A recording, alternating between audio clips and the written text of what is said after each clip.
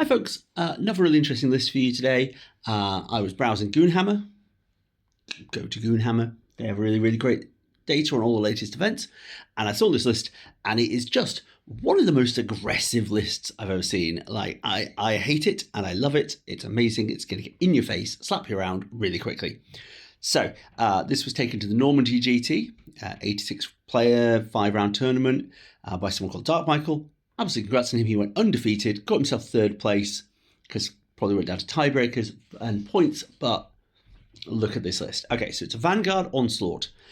The special rule of that, giving fallback and charge for basically everything, and the majority of this list, advance and charge. So turn one, in your face, slapping you around. How's it doing that? Okay, so let's get to the meat of the list. We have got 3 Broodlords. Okay, Broodlords are big and clever, 80 points of death.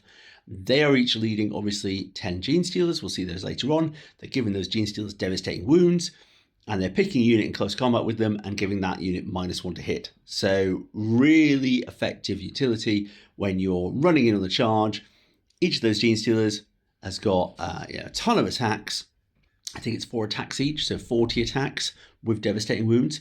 I'll talk about those in a second, but that Broodlord really pumping them up. Speaking of pumping up, 2 units of 5 hyper-adapted Raveners. That's a sentence. Obviously, leading those Ravener units, you're getting a free heroic intervention. You're getting anti-monster, anti-vehicle claws. You're getting a really quite brutal D6 plus 3 flamer hits. It's giving the unit sustained hits. That unit of 5 hyper-adapted and 5 Raveners, that is 33 attacks with sustained hits. So you know you're getting a few extra hits out of that. So really good. Again, just beefing up those other big units. And the bit that I've got really big questions about, sorry, the cat here I want to talk to. The bit I've got really big questions about is he also has 2 Tyranid Primes with Lash Whips. What are they doing here? This is the only bit of the army I don't understand. I get they're 65 points each, but why are they here and why does he have 2 of them? I guess they're good at dealing with hordes.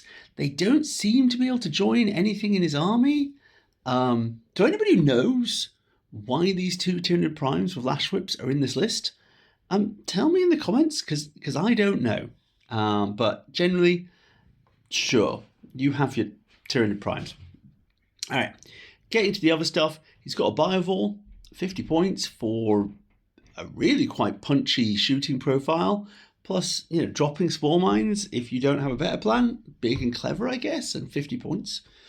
He has 3 10-man Genestealer units. All right, so let's go back to those Broodlords.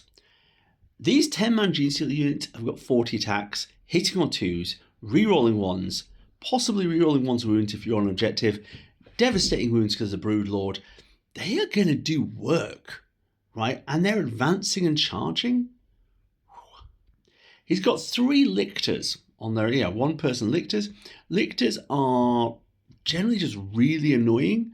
They are a smallish model. They've got, obviously, Loner. They've got Stealth. So they're hard to get hold of, hard to pin down. They fight first. They've all got precision. They get you command points if they happen to eat a character's brain.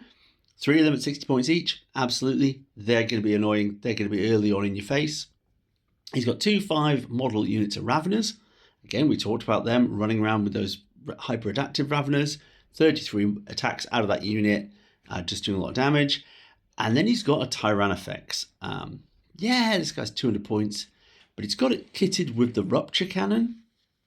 And the Rupture Cannon, 2 shots, hitting on 2s. Oh, strength 18, D6 plus 6 damage. Like, I can't argue with that. Plus, it's really hard to kill. Why am I loving this list? So it is going to get in your face so quickly. With that Vanguard Onslaught rule and these fast units, 10-inch movements, all over the place, advance and charge, they are going to get in your face so fast. If you let this list go first, not that you have an option, if this list goes first, it is going to potentially pin you in your deployment zone. And you ain't winning the game after that. You're not killing them all. They're going to put a lot of pain on you, and then you're going to play catch up, even if you slog through all those Genestealers. You're going to play catch up to get onto objectives. while it's sitting there with big things. Anyway, I think it's a really cool list. Congrats to Dark Michael for getting that third place undefeated. Really, really nice to see an undefeated list. Tell me what those Tyranid Primes are for, because I don't know.